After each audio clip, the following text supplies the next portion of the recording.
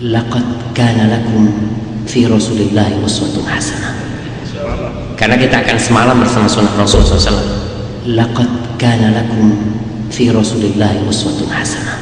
Qul in kuntum tuhibbunallah fattabi'uni yuhibbukumullah. Laqad kana lakum fi Rasulillahi uswatun hasanah. Siapa yang sudah pernah membaca sejarah Nabi dari lahir sampai meninggal, angkat tangan. Laqad kana lakum fi Rasulillahi uswatun hasanah. Apa sih faedahnya kita mengamalkan sunnah Rasul sallallahu alaihi wasallam? Laqad kana lakum fi Rasulillahi uswatun hasanah. Wa ma yazalu 'abdi yataqarrabu ilayya bin nawafil. Tapi hambaku terus mendekatkan dirinya dengan hal-hal yang sunnah, dengan hal-hal yang nafilah, yang mustahab, hatta uhibbah, kata Allah, sampai aku cinta kepada hambaku ini. Laqad kana lakum fi Rasulillahi uswatun hasanah. Sunnah Rasul yang dilakukan pada malam hari itulah inti pembahasan kita. Laqad kana lakum fi Rasulillahi uswatun hasanah.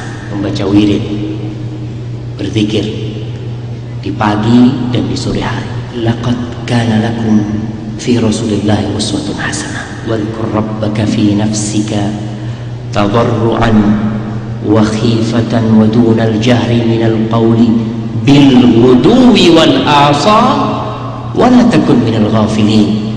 Laqad kana lakum fi Rasulillahi uswatun hasanah. Ala bi dzikrillah tatma'innul hati. Laqad kana lakum fi Rasulillahi uswatun hasanah. Rasulullah biasa membaca Allahumma ma asbaha bi min ni'matin aw bi ahadin min khalqin faminka wahdaka la syarika lak. Laqad kana lakum fi Rasulillahi uswatun hasanah. Siapa yang hafal doa masuk rumah? Laqad kana lakum fi Rasulillahi uswatun hasanah. Rasulullah itu yabda'u bisiwak, memulai dengan pakai siwak. Laqad kana lakum fi Rasulillahi uswatun hasanah. Anda kalau membaca doa bismillah tawakkaltu Allah, laqad kana lakum fi Rasulillahi uswatun hasanah.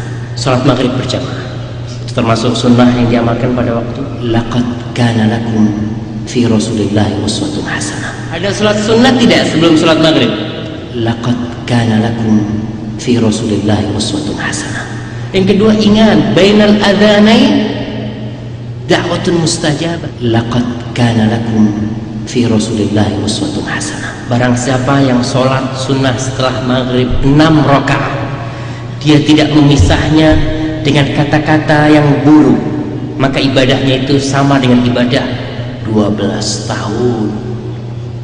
Bayangkan, laqad kana lakum fi Rasulillahi uswatun hasanah. Setelah maghrib adalah larangan tidur. Laqad kana lakum fi Rasulillahi uswatun hasanah. Mengatakan idza aqala ahadukum al-ghaibah fala yatruk ahlahu laylan. Laqad kana lakum fi Rasulillahi uswatun hasanah. Kemudian adab sebelum tidur. Laqad kana lakum fi Rasulillahi uswatun hasanah. Laqad kana lakum fi Rasulillahi uswatun hasanah. Laqad kana lakum fi Rasulillahi uswatun hasanah.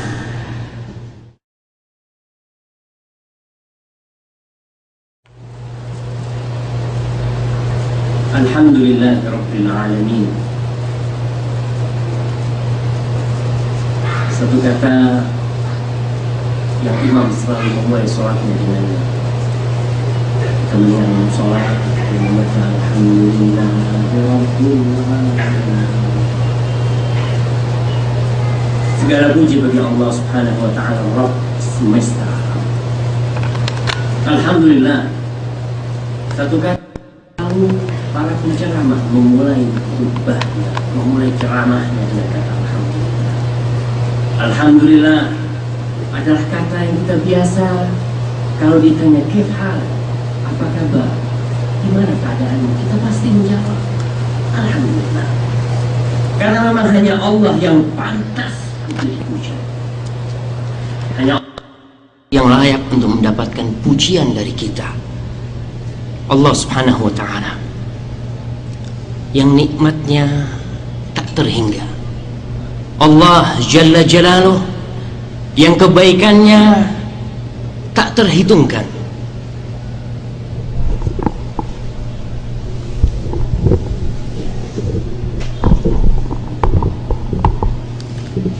Allah Subhanahu wa ta'ala yang selalu memberi. Dialah tempat kita bermunajat.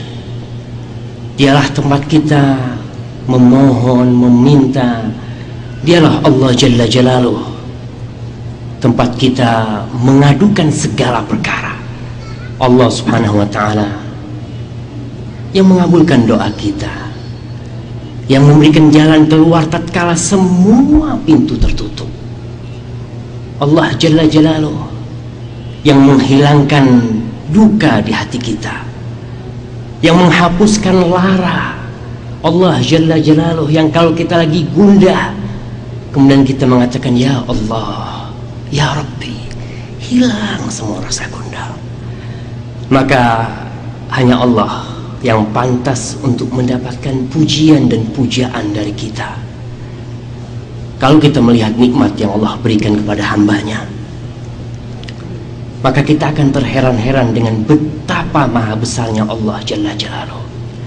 Ikan-ikan di lautan yang jumlahnya triliunan, yang setiap hari dipancing, ditangkap, siapa yang ngasih makan? Allah Jalla Jalaluh. Anda melihat binatang-binatang di hutan, bagaimana dia melahirkan tanpa ada bidan dan dokter. Siapa yang membantu mereka? Allah Jalla Jalaluh. Anda lihat burung, atau Anda melihat ayam, bagaimana tatkala ada bahaya dia kumpulkan anak-anaknya, dia sembunyikan di sayapnya. Siapa yang memberikan kasih sayang itu kepada dia? Siapakah yang memberikan hidayah kepada binatang yang baru lahir? Dia berangkat mendatangi susu ibunya. Gak pernah ada yang ngajari dia. Kalau habis lahir, kau nyusu langsung, gak ada. Tapi siapakah yang memberikan fitrah? Sabbihisma rabbikal a'la alladhi khalaqa fasawwa walladhi qaddara fahada. Allah memberikan hidayah kepada semuanya.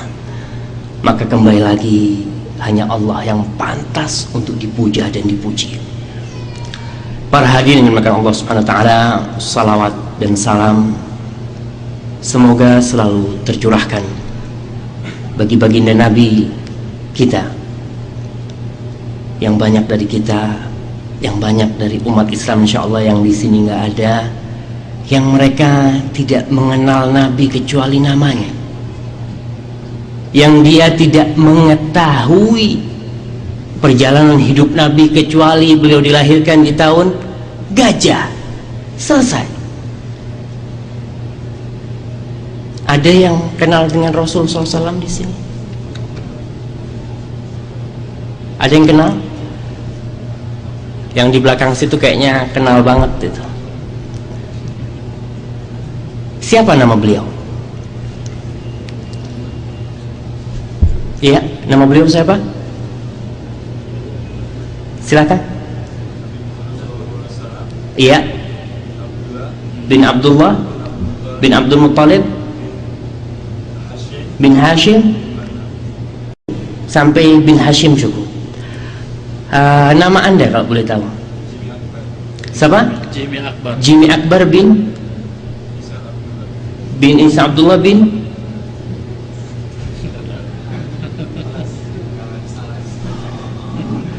tapi alhamdulillah dia lebih kenal dengan nasab Rasul SAW daripada nasabnya sendiri. Tapi seorang muslim paling enggak dia belajar tahu, kata Rasul, ta'allamu min ansabikum ma tasilu bihi arhamakum. Belajarlah nasab kalian agar kalian bisa menyambung tali silaturahmi. Umat Islam sekarang banyak yang tidak mengenal Rasul SAW, tidak memberikan penghormatan kepada beliau kecuali dengan joget dan nari-nari mengucapkan sholawat kepada beliau. Padahal sholawat adalah doa, permohonan, permintaan kepada Allah yang butuh kekhusyuan. Pada malam hari ini di kota Demam, saya sangat bahagia sekali bisa berjumpa dengan bapak-bapak yang pada dasarnya kita tidak pernah ada janji untuk berjumpa, tapi itulah keindahan takdir Allah Subhanahu wa ta'ala. Indah takdir Allah. Banyak hal-hal yang kita tidak inginkan, tapi Allah berikan karena kasih sayang Dia kepada kita. Saya bisa berjumpa dengan wajah-wajah yang penuh dengan cahaya iman, yang saya yakin kalau lampunya dimatikan ini terang karena cahaya wajah antum.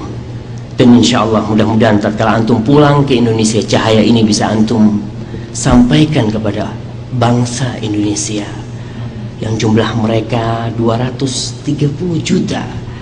Antum kalau tiap pulang bisa memberikan hidayah kepada 5 orang, 3 orang, insya Allah bangsa Indonesia akan menjadi bangsa yang makmur, yang diampuni oleh Allah Subhanahu wa ta'ala. Perlu diingat tapi, man yahdillah fala mudhillalah wa man yudlilhu fala hadiyalah.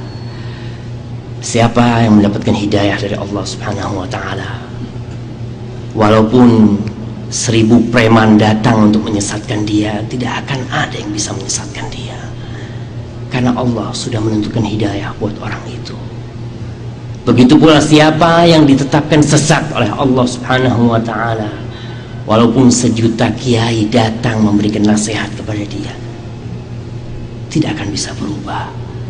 Maka jangan lupa untuk selalu meminta hidayah kepada Allah Subhanahu wa ta'ala buat kita, buat keluarga kita, dan buat masyarakat Indonesia pada umumnya. Karena banyak di antara kita yang bisanya mengkritik.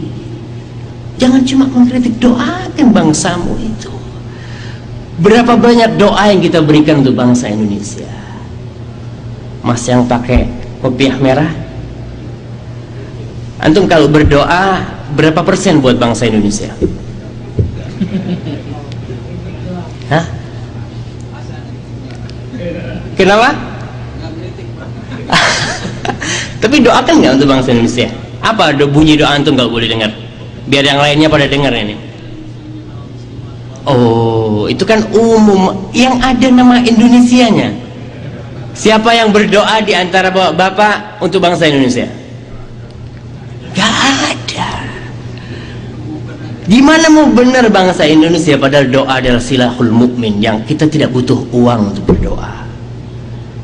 Minta sama Allah di waktu-waktu mustajab, doakan bangsa Indonesia, doakan orang-orang yang tersesat supaya mereka ditunjuki jalan yang lurus kepada Allah SWT. Karena Rasul sallallahu alaihi wasallam bersabda, la yu'minu ahadukum hatta yuhibba li akhihi ma yuhibbu li nafsihi. Tidak beriman, kata Rasulullah SAW, seorang yang dia tidak mencintai saudaranya sebagaimana dia mencintai dirinya sendiri. Maka termasuk dari cinta, Anda mendapatkan hidayah dari Allah SWT. Anda mengerti sunnah, Anda berdoa semoga orang itu mengenal sunnah juga. Bukan sekedar, wah orang itu bahlul dia, nggak tahu jalan yang benar dia, masuk neraka bakal dia. Jangan, doakan. Mudah-mudahan mendapatkan hidayah dari Allah SWT. Alhamdulillah, saya suara sudah mau habis ini. Kalau boleh minta air gitulah.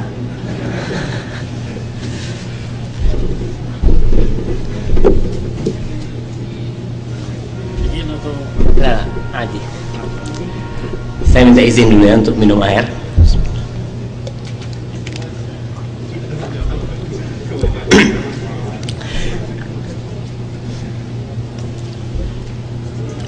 Kajian kita adalah, judulnya apa? Apa judulnya? Indahnya semalam bersama sunnah Rasul sallallahu alaihi wasallam. Kita bakal sampai subuh kalau gitu, karena kita akan semalam bersama sunnah Rasul SAW, bukan sejam bersama sunnah Rasul. Kalau saya ngisi cuma sejam, berarti judulnya 1 jam bersama Rasul SAW. Tapi karena kita akan semalam, jadi mungkin ibu-ibu yang bawa anak di belakang juga anaknya boleh ditidurkan. Kalau kita insya Allah, kalau memang acaranya semalam bersama Rasul, ya semalam sampai subuh insya Allah. Berbicara tentang sunnah Rasul sallallahu alaihi wasallam, saya ingat dengan ayat, laqad kana lakum fi rasulillahi uswatun hasanah. Ada suri tauladan yang baik, ada figur yang indah di diri Rasul sallallahu alaihi wasallam. Tapi buat siapa? Liman kana yarjullaha wal yawmal akhir. Bagi mereka yang mengharapkan hari akhir, mengharapkan perjumpaan dengan Allah Subhanahu wa taala, dia akan mendapatkan figur yang indah di diri Rasulullah sallallahu alaihi wasallam. Karena beliau adalah manusia pilihan. Beliaulah manusia yang paling baik yang pernah menginjakkan kakinya di sini. Alhamdulillah kita berada di kota Demam yang tidak jauh dari tempat hijrahnya Rasul sallallahu alaihi wasallam, dari tempat lahirnya Rasulullah sallallahu alaihi wasallam. Tapi berapa persen dari kita yang sudah menjadikan Rasul figur buat dia? Anda melihat sebelum kemerdekaan, tentara itu celananya sampai kemana? Celana pendek. Nah, kalau film-film perang dunia itu pakai celana pendek. Kira-kira kalau sekarang ada yang pakai celana pendek di pemerintahan gimana? Memalukan. Karena sudah berubah kulturnya. Tapi seorang muslim tetap dia bersama Rasul sallallahu alaihi wasallam. Karena Rasul sudah sempurna, nggak kurang.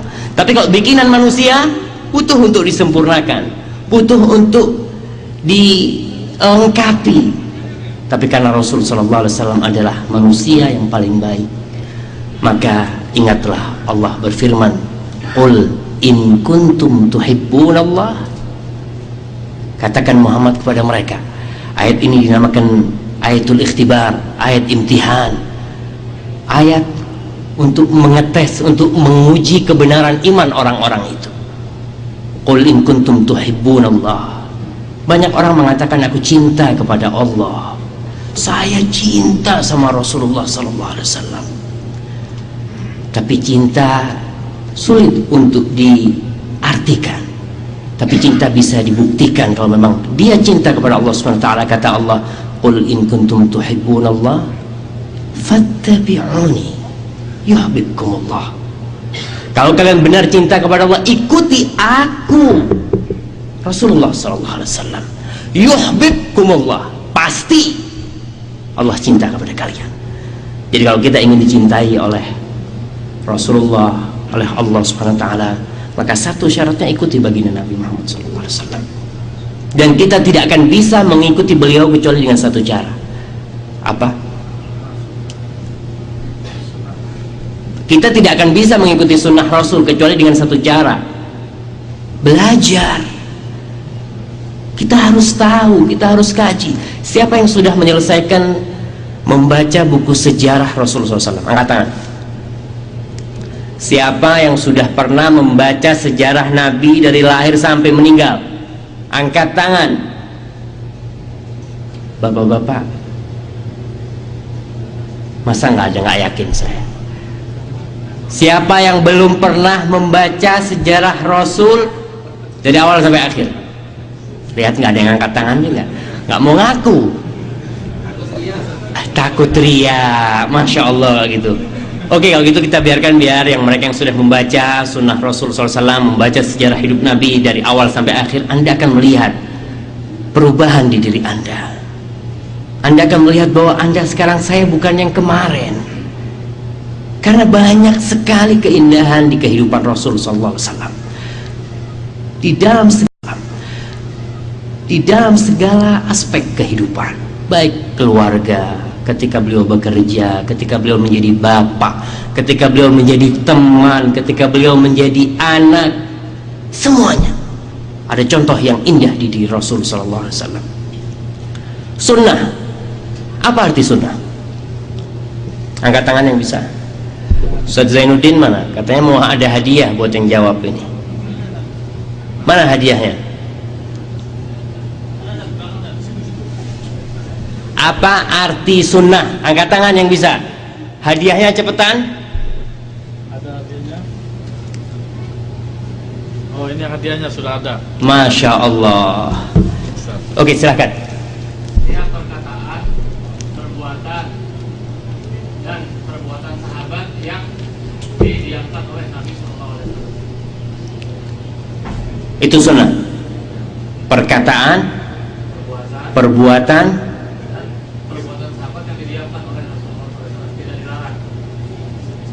takrir. Ya, dia Oke. dia. Siapa nama antum?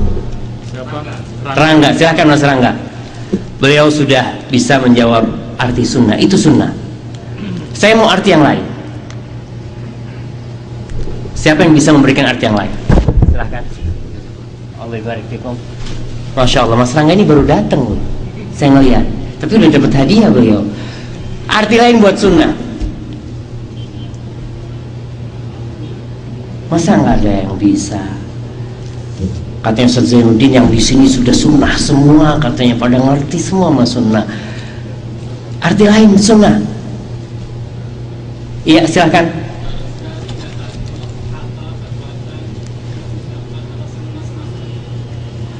Itu sama dengan yang sampaikan Mas Rangga kira-kira. Yang lain arti sunnah. Iya. Segala perkataan, perbuatan, dan sifat jasmani dari Rasulullah SAW. Ya mirip lah, ada tambahan sikap jasmani. Yang lainnya, oke, saya bantu tapi nggak ada hadiahnya udah kalau dibantuin. Ada namanya sholat sunnah. Apa artinya sholat sunnah itu? Aku mau sholat sunnah kah? Iya.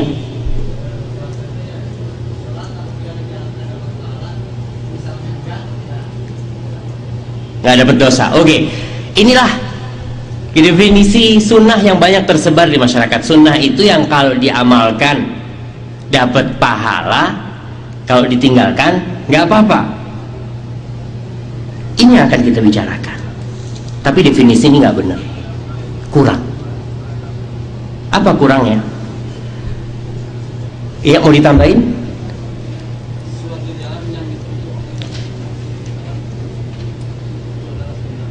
Iya, betul. Cuma di definisi ini yang sunnah yang artinya kalau diamalkan dapat pahala, kalau ditinggalkan nggak apa-apa. Definisi ini sangat kurang sekali sebenarnya.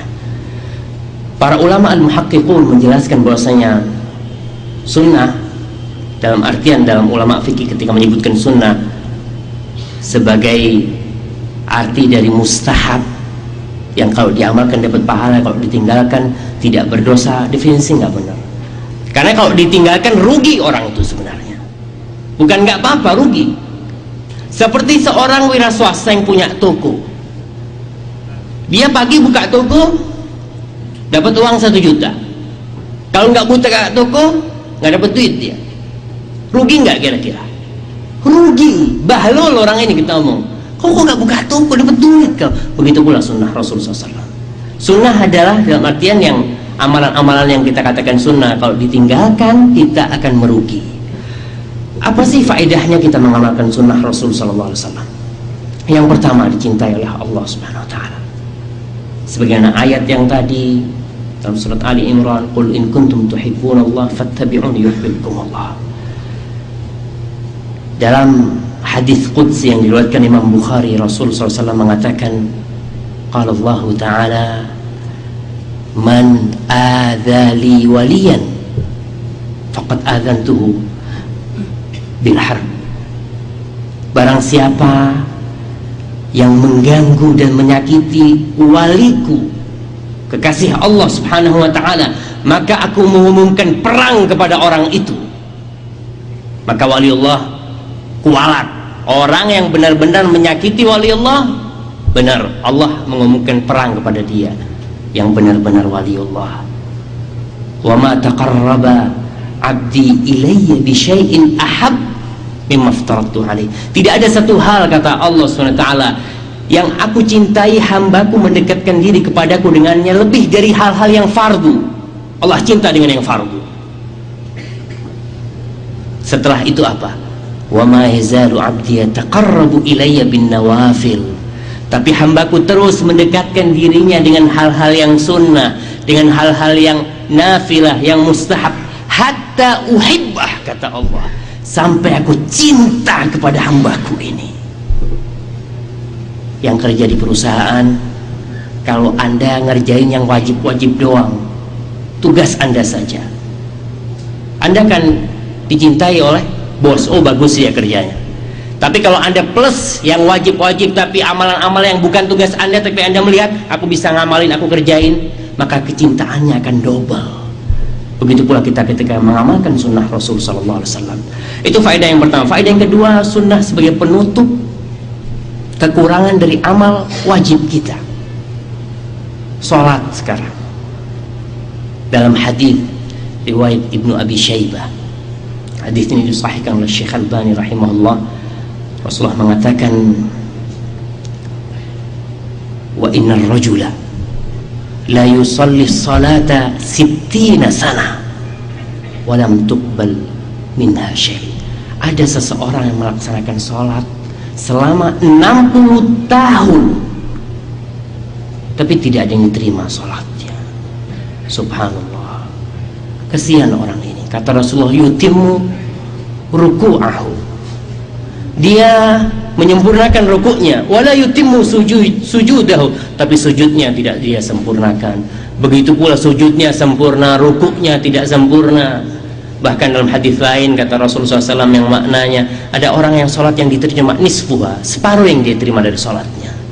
Ada lagi yang cuma thuluthuha, sepertiga dari sholatnya yang diterima. Ada yang rub'uha, ada yang cuma seperempat, ada yang 1/5, 1/6, 1/7, ada yang nggak diterima sama sekali. Amalan sunnah itu adalah sebagai penyempurna ibadah kita. Awwalu ma yuhasabu bihil abdu yawmal qiyamah as-salah. Hamba di hari kiamat nanti yang akan dihisab pertama adalah tentang sholatnya. Ketika sholatnya sempurna, yang lain sempurna. Ketika nggak sempurna, Allah mengatakan, hal li abdi min nawafil. Apakah hambaku punya amalan-amalan sunnah yang untuk menyempurnakan? Kalau ada, sempurnakan dengannya. Itulah faedah kita mengamalkan sunnah. Yang ketiga, mengamalkan sunnah menghindarkan kita dari perbuatan bid'ah. Karena apa? Manusia memiliki waktu 24 jam sehari semalam. Ketika dia punya waktu kosong, dia akan mengisinya dengan hal-hal yang mubah, atau dengan yang haram, atau dengan yang makruh, atau dengan yang sunnah. Ketika dia mengisi dengan yang sunnah, maka yang lain akan tertutup, nggak akan masuk hal-hal yang makruh dan haram. Tapi ketika sunnah itu ditinggalkan, maka Anda akan dalam keadaan kosong. Ketika itu syaitan akan masuk, sebagaimana akan kita kaji sebentar lagi. Kemudian yang keempat, mengamalkan sunnah adalah termasuk meninggikan dan mengagungkan syiar-syiar Allah SWT. Salat Id hukumnya apa? Sunnah.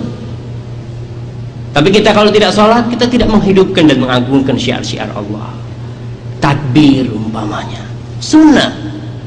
Tapi kita kalau tidak mengikuti takbir, kita tidak mengagungkan syiar-syiar Allah. Wa may yu'azzim sya'airallahi fa innahu min taqwal qulub. Itu termasuk ketakwaan kita kepada Allah Subhanahu wa taala. Sunnah Rasul yang dilakukan pada malam hari, itulah inti pembahasan kita. Saya menghadapi kesulitan untuk mengklasifikasikan mana yang khusus untuk malam hari. Sampai saya mendapatkan sebuah kitab yang judulnya Akthar min alf sunnah fil yawmi wal laylah. Lebih dari 1000 sunnah dalam sehari semalam. Buku ini ditulis oleh Khalid Al-Husainan. Tapi ternyata saya juga tidak mendapatkan yang diinginkan di sana. Karena yang kita akan bicarakan adalah sunnah yang biasa Rasulullah lakukan di malam hari. Ada beberapa sunnah yang tidak harus di malam hari. Sunnah itu berkaitan dengan aktivitas. Bisa jadi aktivitas itu malam hari, bisa jadi siang hari. Seperti masuk rumah, keluar rumah, berangkat ke masjid, wudhu, sunnah-sunnah sholat setelah wudhu. Itu sunnah yang kaitannya dengan aktivitas, bukan dengan waktu. Tapi ada sunnah yang memang kaitannya dengan waktu, seperti sholat sunnah sebelum maghrib, setelah maghrib, setelah isya, doa-doa sebelum tidur. Maka saya akan membahas yang pertama, sunnah yang biasa diamalkan oleh Rasul pada waktu sore hari adalah membaca wirid, berzikir di pagi dan di sore hari. Rasul sallallahu alaihi wasallam selalu mengisi waktunya dengan mengingat Allah Subhanahu wa taala. Allah berfirman, "Wadhkur rabbaka fi nafsika tadarruan wa khifatan wa dunal jahri minal qawli bil ghuduwi wal asal wala takun minal ghafilin. Kata Allah, Muhammad, ingatlah kepada Tuhanmu di dirimu tadarruan, dengan penuh kekhusyuan, penuh ketundukan kepada Allah Subhanahu wa taala, wa khifatan, kita penuh dengan rasa takut dan harap kepada Allah Subhanahu wa taala, wa dunal jahri minal qaul, tidak usah keras-keras, tidak usah sampai orang kampung semua pakai mic ya, subhanallah, gak perlu orang kampung itu. Berzikir di dirimu, cukup kau yang mendengar. Wa dunal jahri minal qaul bil wudu'i wal asal, pada waktu awal hari dan di akhir hari. Dan seharusnya seorang muslim itu tidak cuma berdoa, tidak cuma berzikir kalau punya masalah. Banyak di antara kita kalau lagi susah, wiridnya habis asar nggak langsung turun dari masjid, subhanallah, subhanallah. Tapi kalau lagi seneng, assalamualaikum, assalamualaikum, alatul. Ini syukur, anda punya janji nih. Lagi susah, lupa sama janji semuanya. Dan itulah gunanya berzikir. Allah mengatakan, wala takun minal ghafilin. Jangan kau menjadi orang-orang yang lengah, yang lalai. Zikir mengingatkan kita kepada Allah Subhanahu wa taala, menyebabkan kita selalu dipantau oleh Allah Subhanahu wa taala. Tatkala kita mengenal Allah dalam waktu susah, Allah akan kenal kita pada waktu. Tatkala kita mengenal Allah pada waktu suka, pada waktu kita bahagia, senang, Allah akan kenal kepada kita pada waktu kita susah. Maka membaca zikir, yang pertama, Allah tidak akan melupakan kita. Yang kedua, zikir adalah hisnul muslim, sebagai benteng untuk diri kita. Banyak orang terkena sihir, kemasukan jin. Kalau sudah kemasukan jin atau kena sihir, baru ribut cari orang yang meruqyah dia. Ketika sebelum itu di mana dia? Itulah gunanya zikir, mencegah lebih baik daripada mengobati. Orang kalau sudah kena sihir berbulan-bulan di ruqyah, tapi kalau sebelum itu dia mengobati, menjaga dirinya dengan zikir. Seorang ibu mengajari zikir kepada anaknya, dengan anaknya digendong dia, bacain zikir-zikir. Bapak juga seperti itu. Insya Allah akan selamat rumah kita dari hal-hal yang kita tidak inginkan. Yang pertama, banyak sekali zikir-zikir yang dianjurkan oleh Rasul SAW untuk dibaca di sore hari dan pagi hari. Dan alhamdulillah di Saudi ini sudah banyak dicetak ya. Insya Allah, siapa yang sudah hafal zikir pagi sore? Siapa yang membaca nggak hafal? Cuma kalau baca itu kayak saya sekarang ini pegang naskah baca. Siapa yang membaca rutin zikir pagi sore? Apa yang Anda rasakan setelah Anda membaca itu? Kalau suatu hari Anda lupa tidak membaca, apa yang Anda rasakan? Gelisah. Itulah. Orang akan mengetahui makna ketenangan ketika dia mendapatkannya. Jadi orang biasa tenang, tahu-tahu gelisah, dia tahu ada yang kurang dari dirinya. Salah satu kekurangan itu adalah dengan tidak berzikir. Tapi orang biasa gelisah terus, nggak merasa gue dari dulu nggak zikir juga seperti ini, karena tiap hari seperti itu dia. Tapi orang yang mendapatkan nikmat dari Allah Subhanahu wa taala, salah satunya nikmat batin ya, nikmat hati. Karena letak kebahagiaan itu di mana? Di mana letak kebahagiaan? Di hati. Kalau letak kebahagiaan itu di harta, kesian banyak orang yang nggak bahagia. Tapi karena Allah meletakkan kebahagiaan itu di hati, semua orang bisa bahagia, semuanya. Karena semua orang punya hati. Gak ada di dunia ini orang yang punya hati, tapi orang yang gak punya duit banyak. Itulah rahmat Allah, semua orang punya hati. Dan zikir termasuk, ala bizikrillah tatmainnul qulub, tenang hati. Salah satu yang dibaca oleh Rasulullah SAW, supaya saya nggak jauh-jauh, saya akan membacakan, waktu saya tinggal 30 menit. Rasulullah biasa membaca Allahumma ma asbahabi min ni'matin au bi ahadin min khalqin faminka wahdaka la syarika lak. Kata Rasul, barang siapa yang membaca ini maka dia telah melaksanakan syukur dia pada hari itu. Apa arti doa ini? Allahumma ma asbaha bi min nikmatin, ya Allah pada pagi hari ini, kalau pagi, kalau sore, Allahumma ma amsabi, pada sore hari ini Allah tidak ada nikmat yang ada pada diriku dan pada semua hambamu, semua makhluk ciptaanmu kecuali darimu ya Allah. Suatu pengakuan yang sudah nggak ada lagi Allah yang ada pada diriku, yang ada pada istriku, yang kau berikan kepada anakku, yang kau berikan kepada tetanggaku, yang kau berikan kepada orang-orang semua di dunia ini dari kau ya Allah. Faminka wahdaka la syarika lak walakal hamdu walakal syukur, maka bagimu segala puji dan syukur. Itu Anda akan rasakan ketika Anda membaca ini, ya Allah, betul nikmat ini dari kau. Kalau kau tidak berkehendak, aku nggak bisa merasakan nikmat ini. Dan nikmat rasa sehat yang kita rasakan itu juga nikmat dari Allah SWT. Di antara doa lainnya yang dibaca oleh Rasulullah SAW adalah, ada seorang sahabat yang datang kepada Rasulullah SAW disengat kala jengking. Kita lihat tentara Allah ini banyak sekali. Semut itu juga tentara Allah. Mungkin Anda tidur tahu-tahu masuk ke telinga Anda harus ke dokter spesialis telinga mengeluarkan semut itu. Maka kita harus memohon kepada Allah supaya kita dijaga dari ciptaan-ciptaan Allah ini. Sahabat datang, ya Rasulullah, aku kemarin disengat kala jengking, katanya.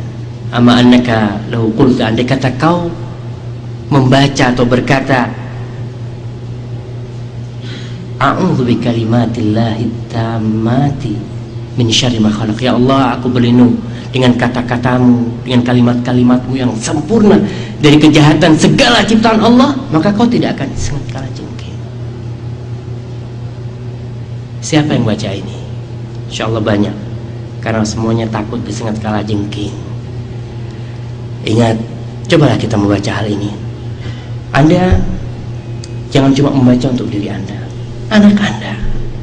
Siapa tahu kadang-kala Anda ninggal anak Anda, ada ular di rumah, gigit anak Anda, maka bacain. Rasulullah SAW juga biasa membacakan ini kepada cucunya Hasan dan Husain. Itu Rasulullah. Rasulullah masih berdoa memohon kepada Allah yang sudah dijaga oleh Allah SWT, yang sudah paling sempurna amalannya. Bagaimana dengan kita? Wah, aman, aku sudah baygon semuanya. Anda tahu bagaimana nyamuk malaria datang? Baca doa, insya Allah selamat, dijaga semua. Kemudian di antara doa lain yang dibaca oleh Rasulullah SAW sore hari adalah Bismillahilladzi la yadurru ma'asmihi syai'un fil ardi wala fis sama wa huwas sami'ul alim. 3 kali Rasulullah biasa membaca itu pagi dan sore hari, dengan nama Allah yang dengan namanya tidak ada yang bisa membahayakan sesuatu pun, fil ardi wala fis sama, nggak di bumi, nggak di langit. Subhanallah. Apa yang kita harapkan sudah? Orang kalau hujan dia takut dengan petir dan halilintar, tapi dengan doa ini dia, ya Allah, mudah-mudahan Engkau jaga aku, dan insya Allah dijaga oleh Allah SWT. Di antara baca oleh Rasulullah SAW juga adalah Allahumma afini fi badani, Allahumma afini fi sam'i, Allahumma afini fi basari, la ilaha illa anta. Ya Allah, berikanlah afiah, kesembuhan di badanku. Lihat, kalau dokter sekedar mengatakan, oh kau olahraga supaya sehat, Rasulullah SAW bukan cuma berolahraga, tapi memohon kepada Allah SWT tiap hari, pagi dan sore. Kita ini tidak tahu dengan penyakit yang ada di tubuh kita, kecuali ketika Anda ke dokter, ke laboratorium, oh kena kolesterol sampean sekarang, aduh, kena asam urat sekarang, baru susah. Oh, kalau gitu apa obatnya, dok? Yang pertama minta sama Allah. Siapa yang menurunkan penyakit itu? Allah Jalla Jalla. Siapa yang bisa mengangkat penyakit itu? Dokter? Gak ada Bisa obat nggak? Allah Jalla Jalaluhu. Anda mau minum obat 1 box, kalau Allah bilang nggak sembuh, nggak sembuh, bahkan mati mungkin Anda. Maka Rasulullah SAW selalu Allahumma afini fi badani. Susah kalau Anda harus check up terus setiap bulan ke dokter, susah. Nggak punya duit, nggak semua orang bisa. Mungkin orang kaya yang bisa check up, oh ya Anda sekarang punya ini, tolong ininya dikurangin. Tapi seorang muslim mungkin yang nggak mampu, baca doa, minta sama Allah, Allahumma afini fi badani. Nggak tahu di jantung Anda ada apa, nggak tahu kita. Mohon sama Allah, Allahumma afini fi badani, Allahumma afini fi sam'i.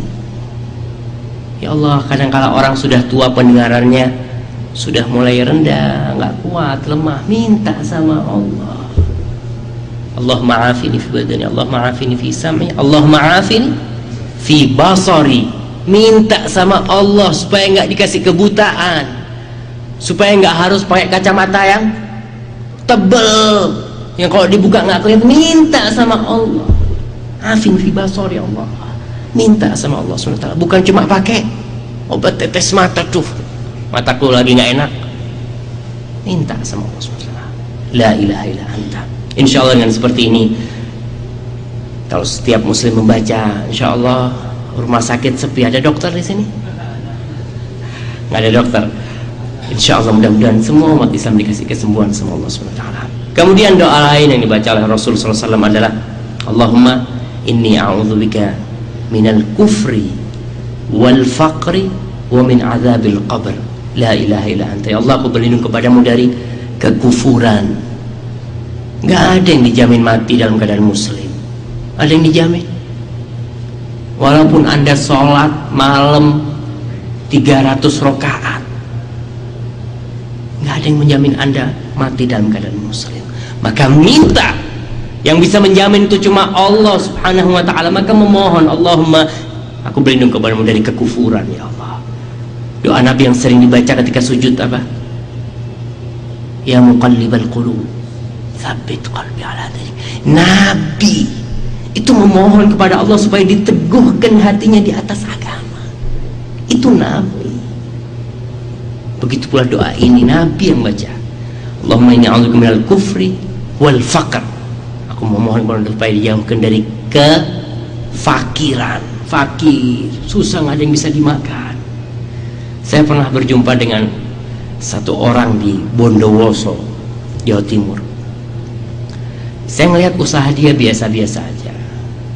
Ami katanya, apa nggak kepingin maju itu apa? Dia ngomong, Syafiq, kata dia, ana alhamdulillah setiap hari membaca Allahumma inni a'udzubika minal kufri wal faqr. Maka tidak ada di pikiran anak-anak takut dengan kefakiran. Anak sudah berlindung kepada Allah. Insya Allah dikasih cukup sama Allah. Maka mereka yang kerja di Saudi kemudian exit, jangan takut nggak bisa makan di Indonesia. Gimana ya? Susah cari kerjaan di Indonesia. Baca doa, insya Allah hati tenang, nggak takut dengan kekufuran, kefakiran, wa min adzabil qabr. Karena kita meminta perlindungan kepada Allah SWT. Itulah beberapa doa yang dibaca oleh Rasul SAW pada waktu pagi dan sore. Masih banyak doanya, tapi kalau kita membahas itu aja kayaknya nggak cukup waktunya, karena waktu terus bergulir. Sekarang tinggal 19 menit. Biasanya orang pulang kerja sore hari. Banyaklah kalau di Indonesia biasanya pulang kerja sore, bahkan malam kan, pagi berangkat, malam pulang. Ada beberapa sunnah yang dilakukan Rasul ketika beliau pulang dan masuk ke rumahnya. Yang pertama apa? Doa masuk rumah. Siapa yang hafal doa masuk rumah? Saya boleh tunjuk? Saya mau tanya. Artinya enggak, saya nggak mau artinya, Ma. Doa masuk rumah Rasul tuh kalau masuk rumah baca doa. Bukan dengan wajah merengut kepada istrinya, mana makanan? Lah, baca doa. Apa doa yang dibaca oleh Rasul SAW? Masa nggak ada yang bisa jawab? Saya kalau gitu mau minumannya. Silahkan.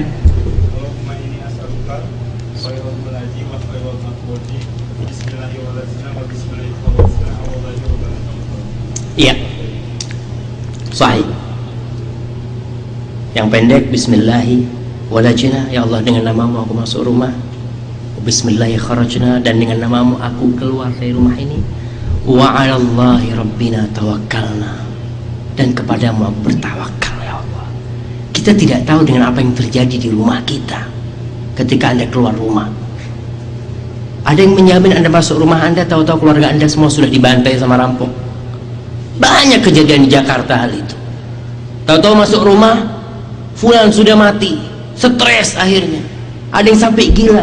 Tapi ketika Anda membaca doa wa 'alallahi rabbina tawakkalna, ya Allah, aku serahkan semua kepadamu ya Allah, aku bertawakal kepadamu.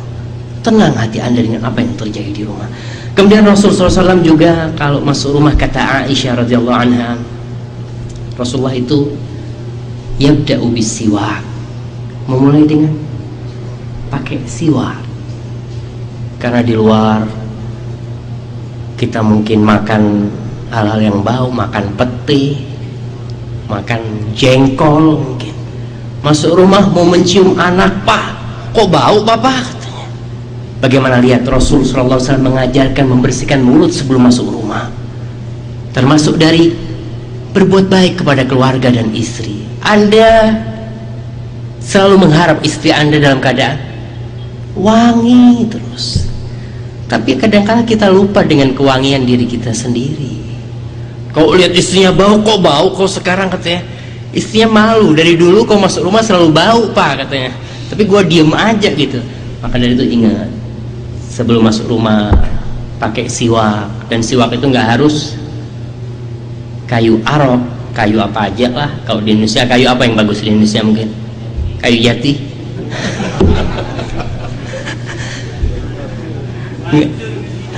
Jadi nggak harus pakai kayu arok yang biasa dijual di sini, karena di Indonesia nggak ada. Pakai kayu apa aja. Yang jelas jangan sembarangan, karena bisa jadi ada yang beracun atau gimana, ada yang berbahaya dengan gigi. Carilah kayu, dan sangat memberikan dorongan kepada umat apabila ada di antara umat Islam di Indonesia yang menemukan kayu siwak di Indonesia. Sampai sekarang ada yang menemukan belum kan?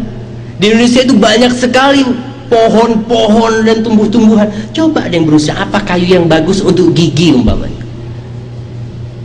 Ada yang mau berusaha? Cobalah, ini PR buat bapak-bapak mungkin yang tertarik pulang ke Indonesia, dia ke hutan gitu, cari kayu-kayu yang mungkin bermanfaat. Rasulullah SAW masuk rumahnya dengan siwak, menjaga aroma mulut. Badan juga mungkin dengan hal itu bisa Anda masuk rumah pakai minyak wangi dulu, supaya bukan keringat yang dicium sama istrinya, sama anak-anaknya, tapi bau yang indah sekali dicintai oleh Rasul sallallahu alaihi wasallam. Kemudian kalau kita masuk rumah, kita juga akan keluar dari rumah itu, imam untuk sholat maghrib. Apa sekarang doa keluar rumah yang dibaca oleh Rasul sallallahu alaihi wasallam? Bapak tiap hari keluar rumah? Nggak ada kayaknya ya. Tiap hari keluar rumah? Tiap hari keluar rumah? Oke, doanya yang pakai kacamata.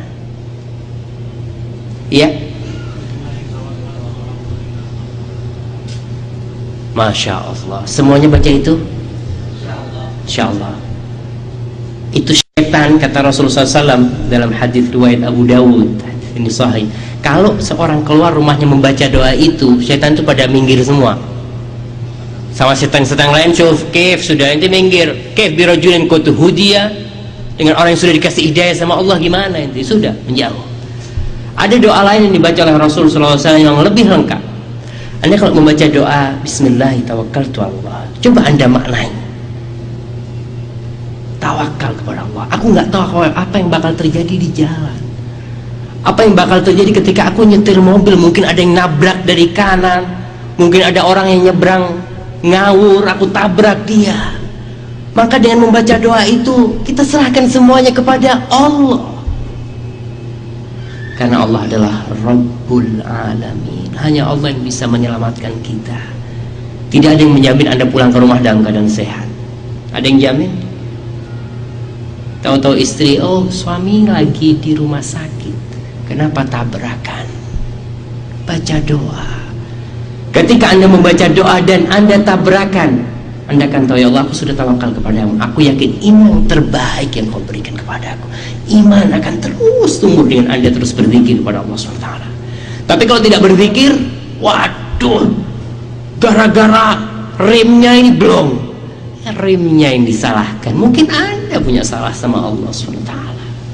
Jangan remnya yang disalahkan. Itu doa apa? Doa lain yang dibaca Rasulullah SAW kalau keluar rumah. Allahumma inni a'udzubika an adilla au udhalla. Ya Allah, aku berlindung kepadamu jangan sampai aku tersesat dan jangan sampai aku disesatkan. Au azilla au uzalla, jangan sampai aku terpeleset, aku dipelesetkan orang. Au adlima au udlama, jangan sampai aku berbuat zalim kepada orang dan jangan sampai ada orang yang berbuat zalim kepada aku. Wa an ajhala aw yashhada alaihi, dan jangan sampai aku berbuat bodoh kepada orang atau orang lain berbuat bodoh kepada aku. Sempurna isi doa ini. Anda keluar rumah mau belanja, takut ditipu orang. Ada nggak takut ditipu? Takut beli mobil. Saya ingat di Medina ada kelas Dr. Ali Misri, dia sudah lulus. Dia cerita dia punya mobil Mazda tahun 80 mungkin. Dia ngomong, Vick, anak ketika mau beli mobil ini, anak baca doa ini terus panjang perjalanan. Alhamdulillah, mobil tua tapi bisa sampai Mekah, kata dia. Itu berkah dari doa, dari permohonan kepada Allah SWT. Jangan sampai kita ditipu orang. Maka ketika keluar rumah, baca doa itu. Kemudian Rasulullah SAW di sore hari kalau pulang dari masjid setelah sholat asar, beliau menghampiri istrinya satu persatu. Datang ke rumah istrinya satu, tanya, ngobrol, nanti pindah ke rumah istrinya, diperiksa istri-istri beliau. Itu adalah bentuk kasih sayang baginda Nabi kepada istri-istrinya. Ada yang punya istri dua di sini? Ibu-ibu, maaf yang di sana, ada yang punya istri dua? Ada kayaknya, cuma takut ketahuan istri. Tapi insya Allah ibu-ibu enggak semua yang di sini muwahhid, mereka adalah orang-orang yang bertauhid, yang istrinya satu, karena istrinya arti tauhid itu satu gitu kan. Jadi semua pada bertauhid dalam artian istrinya semua satu. Anda harus memeriksa keadaan istri Anda. Jangan pulang kerja langsung ke tempatnya teman, pulang dulu ke rumah. Rasulullah mencontohkan hal ini. Datang ke istrinya sebelum ada urusan lain, tanya gimana semua kebutuhan rumah, sehat, lihat anak-anaknya. Mungkin sekarang sudah ada pakai HP di telepon, tapi lebih baik Anda datang melihat keadaan keluarga. Itu salah satu hikmah yang Rasulullah ajarkan kepada umatnya. Kemudian sholat maghrib berjamaah, itu termasuk sunnah yang diamalkan pada waktu sore hari. Anda pulang kerja, pulang sampai rumah dalam keadaan capek, mandi, dengar azan, panggilan Allah, hayya 'alas shalah, hayya 'alas shalah, hayya 'alal falah. Subhanallah, panggilan itu bukan panggilan bos Anda. Anda kalau ditelepon sama bos baru masuk rumah, balik ke pabrik, balik bos, balik. Tapi kenapa katakanlah Allah yang memanggil, hayya 'alas shalah, ayo datang ke rumahku, kata Allah. Tinggalkan semuanya. Anda mandi bersih, Anda akan bertemu dengan Raja, Maharaja. Allah SWT yang memiliki segala-galanya. Anda tinggalkan sejenak dunia Anda di belakang, Anda datang ke masjid. Setiap langkah Anda Allah angkat satu derajat, Allah hapuskan dosa. Subhanallah. Warajul mazala fi shalah, orang itu akan dalam keadaan sholat sampai sholat yang akan datang ke masjid.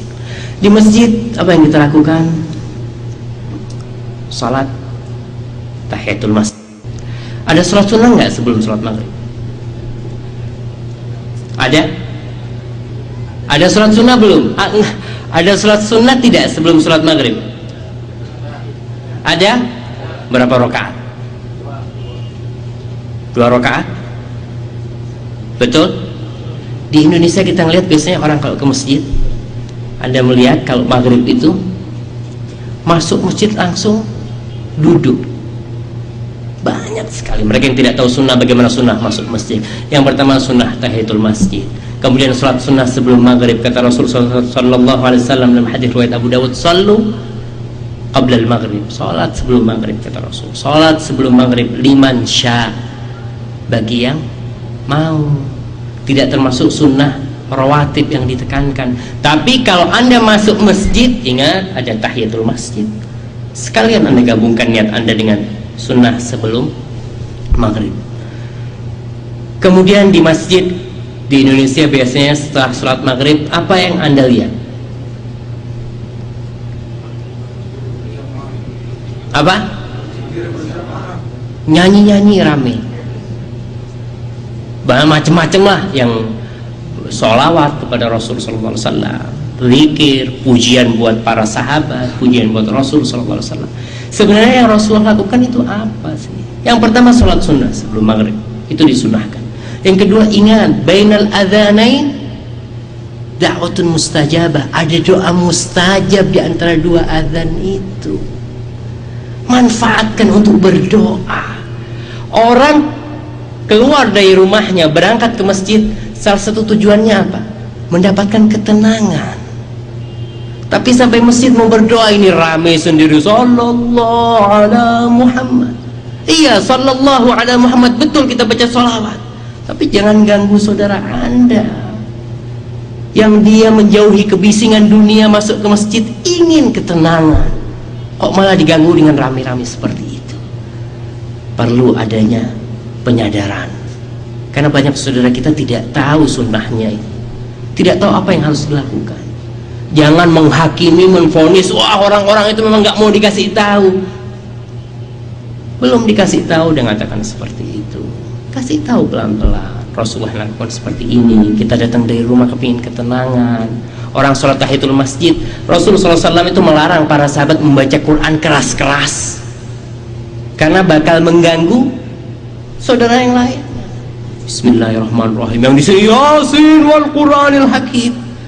Kita syuaya-syuaya ya Habibi gitu, pelan-pelan gitu kan, karena kita ingin ketenangan. Jadi berusaha yang pulang ke negeri kita untuk ngasih tahu mereka sunnah antara adzan dengan qomat sebelum maghrib, sholat sunnah, baca doa, waktu itu mustajab. Eman-eman banyak orang di Indonesia doanya setelah sholat. Memang boleh doa setelah sholat, bahkan kata Rasul sallallahu alaihi wasallam, fi duburi kulli salatin da'atun mustajab, doa mustajab selesai sholat. Ulama ada beda pendapat, setelah sholat itu, dubur itu setelah sholat assalamualaikum atau sebelum salam di akhirnya. Tapi yang jelas Rasulullah SAW membaca doa setelah at-tahiyat. Terus banyak baca doa. Riwayat-riwayat yang menyatakan Rasulullah SAW membaca doa setelah sholat ada, seperti dalam riwayat Tabrani, tapi para ulama mendhaifkan riwayat-riwayat itu. Rasulullah SAW setelah sholat menghadap ke makmum, ngajari makmumnya, kalau ada yang salah ditegur. Itu yang dilakukan oleh Rasulullah SAW. Itu yang dilakukan ketika sebelum maghrib. Setelah sholat maghrib ada sholat sunnah. Berapa rakaat? Berapa rakaat? Cuma 2. Kalau ada yang mau 4, kalau ada yang mau 6, kalau ada mau yang 8, boleh nggak? Boleh nggak? Boleh. Ada sebuah hadis yang ini dijadikan dalil bahwasanya sholat sunnah setelah maghrib itu 6 rakaat atau 20 rakaat. Saya akan bacakan hadis ini diriwayatkan oleh Abu Isa Tirmidzi rahimahullahu taala. Rasulullah mengatakan, man shalla ba'da al-maghrib 6 raka'atin lam yatakallam fima bainahunna bisu' udilna bi'ibadati 12 sana. Barang siapa yang sholat sunnah setelah maghrib 6 rakaat, dia tidak memisahnya dengan kata-kata yang buruk, maka ibadahnya itu sama dengan ibadah 12 tahun. Bayangkan, makanya orang sholat 6 rakaat sudah 12 tahun, gue nggak usah sholat. Ini sudah sama dengan 12 tahun. Ingat hadis ini dhaif, maka nggak bisa dipakai. Kemudian hadis lain diriwayatkan Abu Isa juga, ya, Rasulullah berkata sallallahu alaihi wasallam, man shalla ba'da al-maghrib 20 rakaah, barang siapa yang salat setelah maghrib 20 rakaat, banallahu lahu baitan fil jannah, Allah akan membangun rumah bagi dia di surga. Hadis ini dhaif sekali.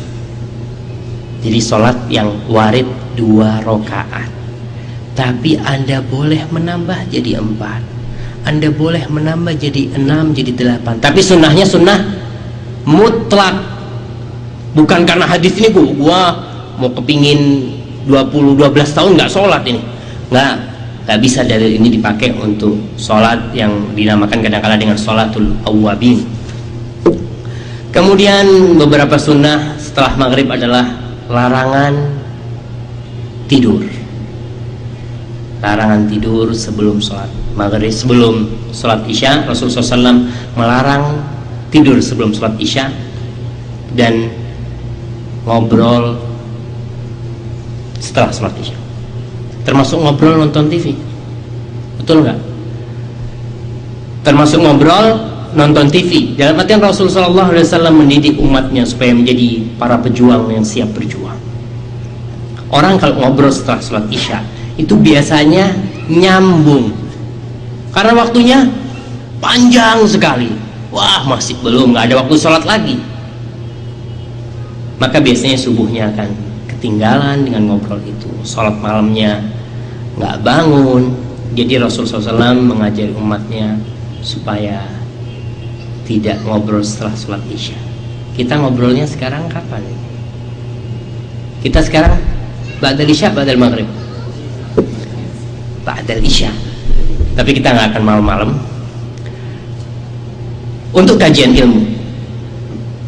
Nggak ada masalah, asalkan menjaga ibadah malam dan subuh tetap terjaga.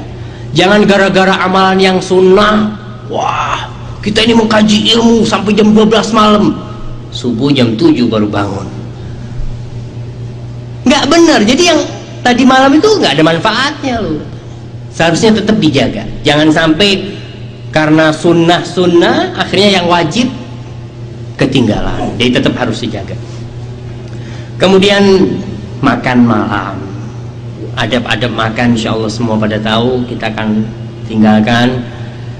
Adab sebelum tidur, ada satu sunnah bagi orang-orang asing yang kebetulan ada di sini yang tidak membawa keluarganya. Ini berkaitan dengan antum-antum. Jabir ibn Abdullah radhiyallahu taala anhuma berkata, Rasul sallallahu alaihi wasallam mengatakan, idza atala ahadukum al-ghaibah fala yatruk ahlahu lailan. Apabila seorang lama meninggalkan keluarganya, jangan mengetuk rumah istrinya malam-malam. Larangan ini di zaman Rasulullah SAW. Rasulullah SAW biasanya kalau mau masuk kota Madinah, beliau ngirim orang supaya mengumumkan kepada orang-orang beliau mau datang. Sahabat-sahabat mau datang, biar apa? Biar istri pada siap-siap, rumah yang amburadul biar rapi.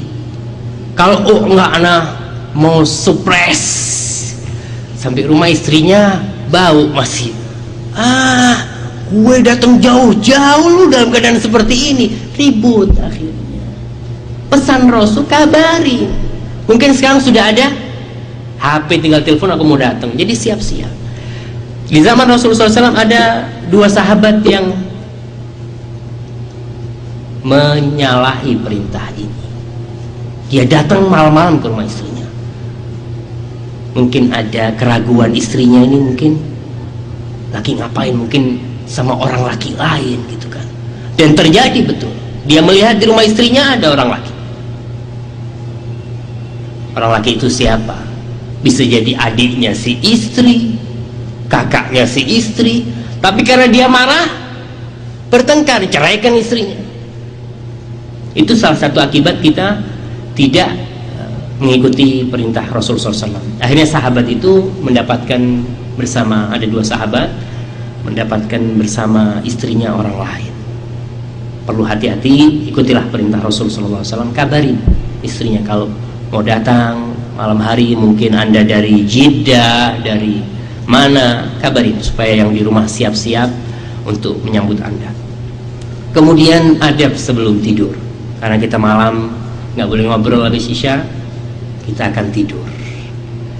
Adab yang diajarkan Rasulullah SAW banyak sekali.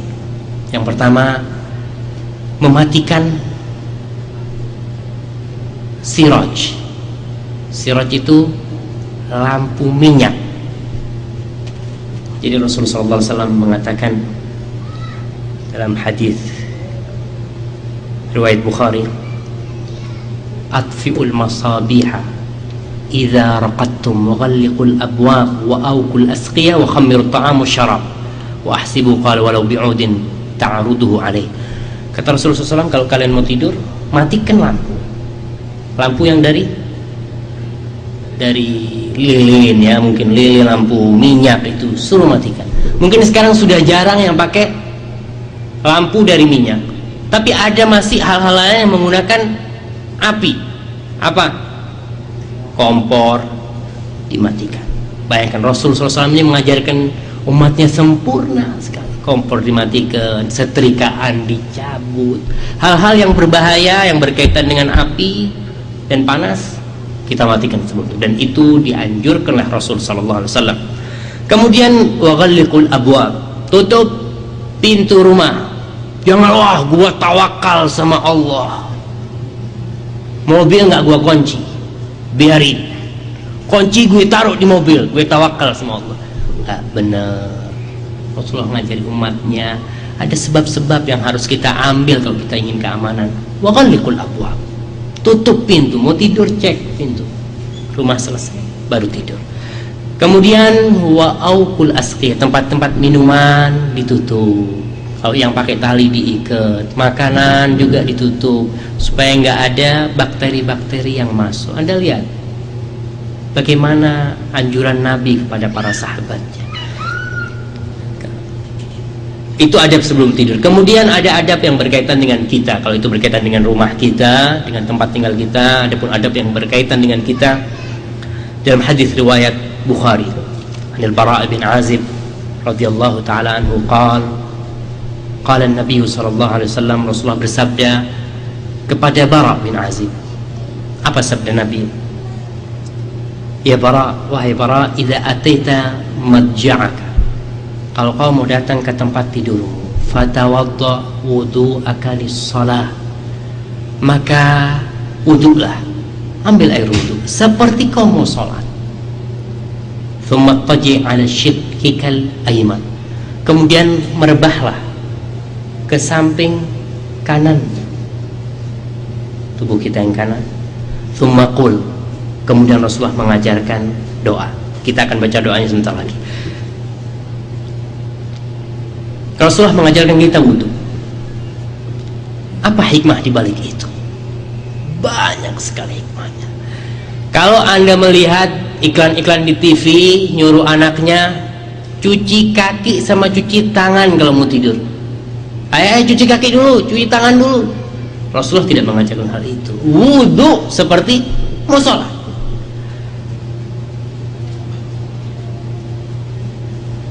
Bapak-bapak kita santai ya, karena waktunya sudah habis ini. Mau dilanjutkan atau asir di belakang yang kehausan insyaallah datang. Wudhu seperti sholat. Kenapa harus wudhu? Atau dianjurkan wudhu?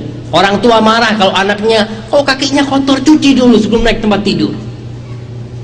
Tapi dalam Islam yang dianjurkan adalah wudhu seperti sholat. Wudhu seperti cuci tangan dulu, kumur-kumur, istinsyak masukkan. Anda subhanallah, begitu sempurnanya Anda membersihkan wajah Anda, kumur-kumur, membersihkan mulut Anda yang setelah makan. Kalau mungkin sekarang disuruh sikat gigi sebelum tidur, Rasulullah sudah ngajarkan dulu 14 abad yang lalu. Kumur-kumur supaya tidak ada bakteri di mulut Anda, yang Anda kalau tidur berjam-jam bakteri itu akan tinggal di sana, akan sakit gigi, penyakit yang macam-macam. Istinsyak, menghirup air kemudian mengeluarkan kembali. Karena selama Anda di luar kerja, ngobrol, Anda menghirup debu-debu, Kalau debu itu selama 6 jam Anda tidur melengket di hidung Anda, apa yang akan terjadi? Rasulullah mengajarkan dibersihkan hidung, wajah. Kalau orang sekarang mau tidur pakai apa? Bukan masker mungkin, yang kayak odol itu, krim umpamanya. Dari dulu Rasul ngajarkan wudu, bersihkan pakai air.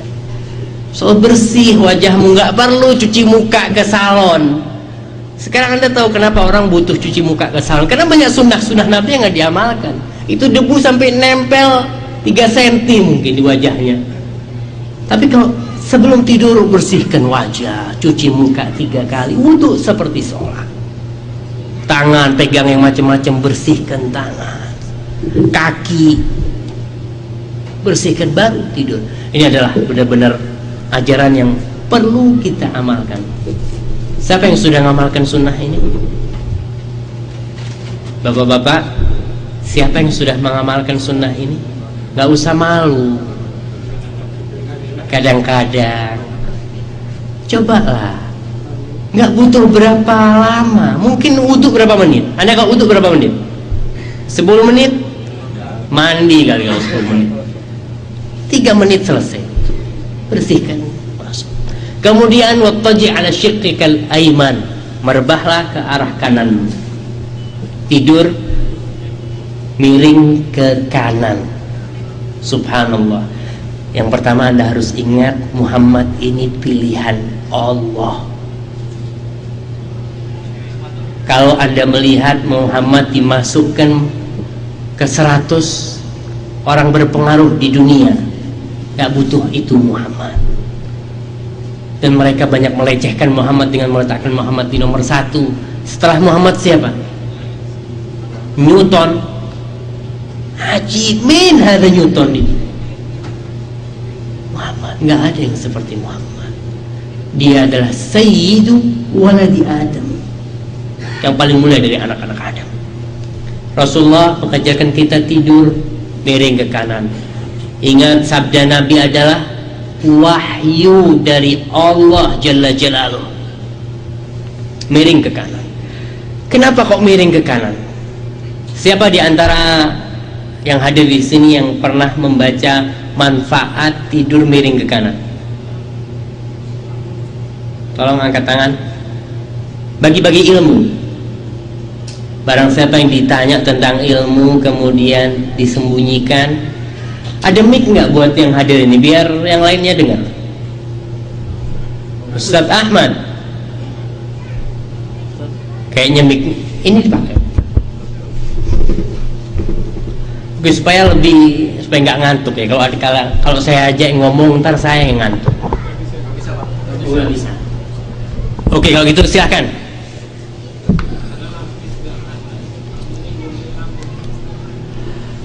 Lambung kita di sebelah kanan. Jadi kalau kita miring ke kanan, lambungnya terlindungi. Oke, salah satu manfaat. Oke, yang kedua,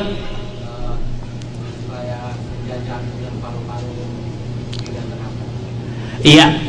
Jadi saya bukan dokter, cuma saya membaca. Jadi ilmu yang saya dapatkan bukan karena saya kuliah di kedokteran. Jadi kalau salah tolong dibetulin. Saya membaca bahwasanya menjaga kesehatan jantung dan paru-paru. Paru-paru yang di kiri itu lebih kecil daripada yang di kanan. Kalau kita miring ke kiri, jantung itu akan jatuh ke paru-paru yang lebih kecil ini. Akhirnya berat kerjanya paru-paru karena tertindih oleh jantung. Kemudian letak jantung itu bukan di tengah, agak miring ke kiri. Sudah agak miring ke kiri, nindihin paru-paru lagi. Adapun kalau miring ke kanan, paru-paru kanan itu lebih besar dan tidak bermasalah kalau ditindih dengan jantung yang jaraknya jauh, tidak seperti jaraknya yang kiri. Itu salah satu manfaat untuk jantung dan untuk paru-paru. Jadi tidur miring itu ke kanan lebih sehat. Kemudian manfaat lainnya, siapa yang mau menambahkan yang pernah membaca? Oke, siapa yang sudah mengamalkan tidur miring ke kanan? Apa yang Anda rasakan? lebih segar. Jadi beda tidur miring kiri atau miring kanan, itu beda dengan tidur telentang. Tidur telentang, lidah kita akan menutupi tempat pernafasan karena jatuh ke belakang lidahnya itu. Sedangkan kalau miring, lidah nggak akan menutupi jalurnya pernafasan. Orang kalau tidur telentang biasanya mendengkur karena perjalanan nafasnya itu terhambat, lidah itu jatuh ke belakang. Tapi kalau ke kiri tidak. Itu salah satu manfaatnya tidur miring. Kemudian ya masih banyak yang lainnya, tapi ada penelitian yang mengatakan bahwasanya ibu hamil itu lebih baik tidurnya telentang atau gimana, atau anak-anak lebih baik tidurnya tengkurap. Wallahu a'lam bishawab. Tetap wahyu ilahi itu lebih sempurna karena namanya penemuan. Iya, sekarang ngomongnya oh lebih baik tidur telentang. Iya, sekarang lu ngomong. Tahun depan ada penemuan baru, oh enggak, lebih baik tidur miring ke kanan. Tetap yang namanya penemuan manusia berkembang, tapi kalau wahyu ilahi sudah pasti. Dari siapa wahyu itu? Dari Sang Pencipta. Kemudian juga tidur miring itu menyebabkan lurusnya, mungkin tadi kalau bangun enak gitu ya, lurusnya tulang punggung itu menjadi lebih enak. Iklan-iklan di TV, iklan-iklan orang kalau jual bantal tidurnya kemana? Miring biasanya. Kemudian kalau tidur miring itu kaki lurus apa bengkok? Bengkok sedikit. Kenapa? Supaya perut tidak ketarik. Dan Anda melihat kalau dokter meriksa perut itu biasanya suruh tekuk kakinya sedikit, meriksa perut. Itulah manfaatnya. Beberapa manfaat, insya Allah masih banyak manfaat yang lainnya dari tidur miring. Tidur tengkurap dilarang oleh Rasul SAW. Pernah Rasulullah melihat sahabat yang tidur tengkurap di masjid, dan ini banyak orang Indonesia tidurnya tengkurap. Kapan Anda membuktikan hal ini? Kalau musim haji, mungkin di Damam jauh dari Medina ya, itu kalau di Masjid Nabawi jemaah-jemaah haji itu pada tengkurap tidurnya sama orang Arab. Liatin sama dia, nggak ngerti. Orang Arab mau ngomong bahasa Arab, ini nggak ngerti bahasa Arab kata dia. Cuma nggak boleh. Rasulullah melarang karena kata Rasulullah SAW, hadhihi dij'atun yubghiduha Allah. Tidur seperti yang dibenci sama Allah SWT. Dalam riwayat lain, tidur itu tidur jahannamiyah, tidurnya penghuni neraka. Bahayanya tidur tengkurap apa? Nafas jadi nggak lancar. Karena kan dada ini naik turun gitu. Tapi kalau Anda tengkurap, akhirnya yang naik turun apanya? Punggungnya akhirnya. Berat dengan berat punggung itu sendiri. Kemudian iya, itu yang pertama Rasulullah SAW mengajarkan kepada kita untuk wudhu sebelum tidur. Yang kedua, tidur miring ke kanan. Kemudian yang ketiga, itulah keindahan Islam. Islam bukan cuma mengajarkan kesehatan jasmani, Islam juga memikirkan kesehatan rohani. Rasulullah mengajarkan membaca doa. Doa sebelum tidur banyak sekali. Bismillahirrahmanirrahim, ahya wa amut, Allahumma qini adzabaka yauma tab'atsu ibadak. Banyak lagi doa-doa yang lain. Di sini yang diajarkan oleh Rasulullah SAW untuk menyempurnakan kesehatan jasmani dan rohani. Yang diajarkan doanya, Allahumma aslamtu wajhi ilaik. Ya Allah, aku serahkan wajahku kepadamu. Wa fawwadtu amri ilaik, dan semua urusanku aku serahkan kepadamu. Wa alja'tu dhahri ilaik, dan punggungku aku sandarkan kepadamu. Raghbatan wa rahbatan, la malja wa la manja minka illa ilaik. Amantu bi kitabika alladhi anzalta wa bi nabiyyika alladhi arsalta. Orang kalau pulang kerja mau tidur tuh biasanya beban kerjaan dia itu penuh. Mikir mau tidur, ya Allah, utang belum dibayar, ya Allah. Banyak itu kerjaan belum selesai.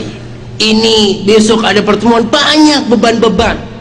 Yang seharusnya tidur menjadi tempat untuk istirahat dan ketenangan, malah mimpi buruk Anda akhirnya. Di sini Islam mengajarkan baca doa, serahkan semuanya kepada Allah SWT. Semuanya, aku, diriku ya Allah, semua urusanku aku serahkan kepadamu.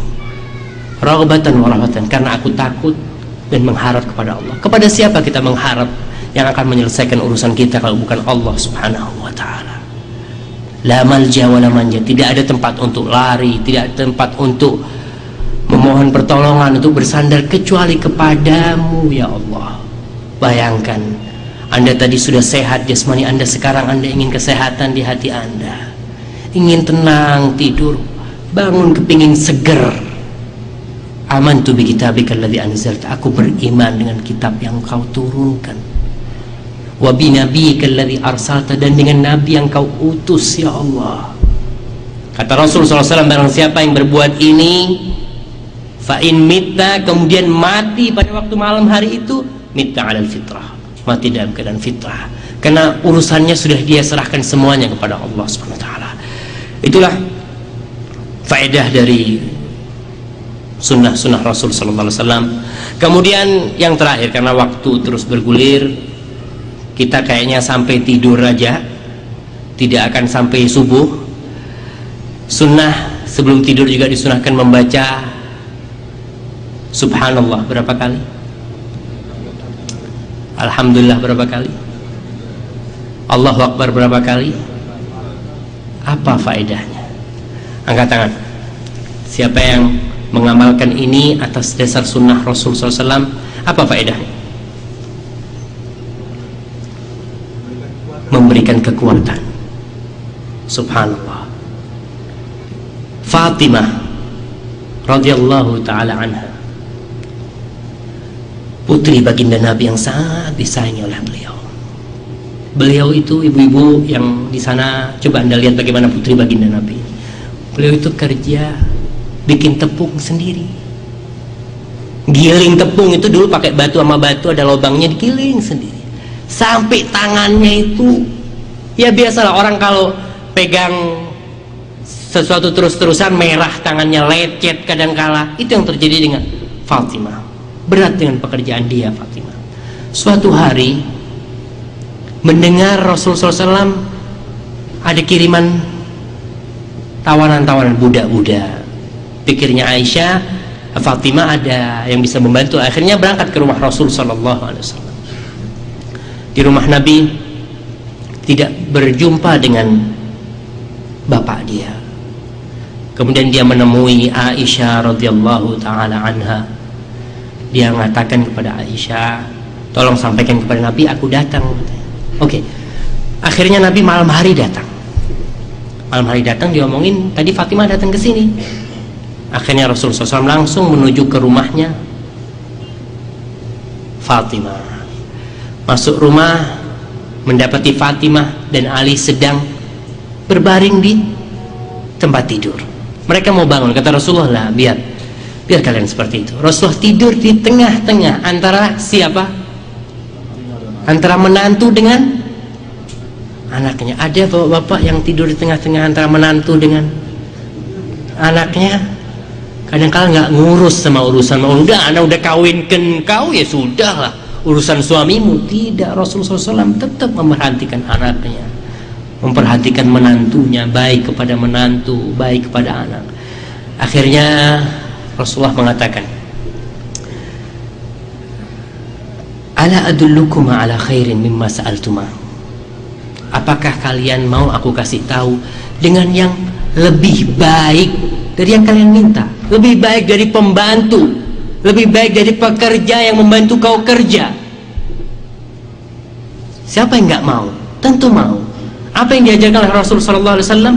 Sabbih, baca tasbih sebanyak 33 kali, baca alhamdulillah sebanyak 33 kali, Allahu Akbar 34 kali, tamamumiyah 100 semuanya. Hala khairun lakum minal khadim, lebih baik daripada pembantu buat kalian. Jadi ibu-ibu yang merasa susah karena nggak punya pembantu, minta sama Allah kekuatan. Nggak harus maksa suaminya, Pak kapan ada pembantu ini, gue udah capek kerjaan ini. Minta sama Allah SWT kekuatan. Kemudian sholat witir disunahkan sebelum tidur bagi yang takut nggak bangun ya. Kemudian menulis wasiat juga disunahkan, karena siapa tahu Anda punya sesuatu ingin diwasiatkan. Karena Anda mati dahulu, akhirnya nggak sampai wasiat itu. Wasiat ingin mewakafkan, kalau aku mati tolong ini dikasihkan, tulis wasiat itu sebelum tidur. Itu dianjurkan oleh Rasulullah SAW. Kemudian banyak hal lain sunnah-sunnah Nabi yang diajarkan pada malam hari, mudah-mudahan bisa dilanjutkan oleh Ustadz Ahmad Zainuddin pada waktu yang akan datang, karena saya melihat sudah lebih waktu saya. Minta maaf atas waktu yang saya habiskan. Apabila yang saya sampaikan itu benar, itu dari Allah Subhanahu wa Ta'ala. Apabila ada yang salah, itu dari diri saya sendiri dan dari syaitan. Allah dan Rasulnya terbebaskan dari kesalahan itu. Wallahu a'lam bishawab. Subhana rabbika rabbil izzati amma yasifun wa salamun alal mursalin walhamdulillahi rabbil alamin.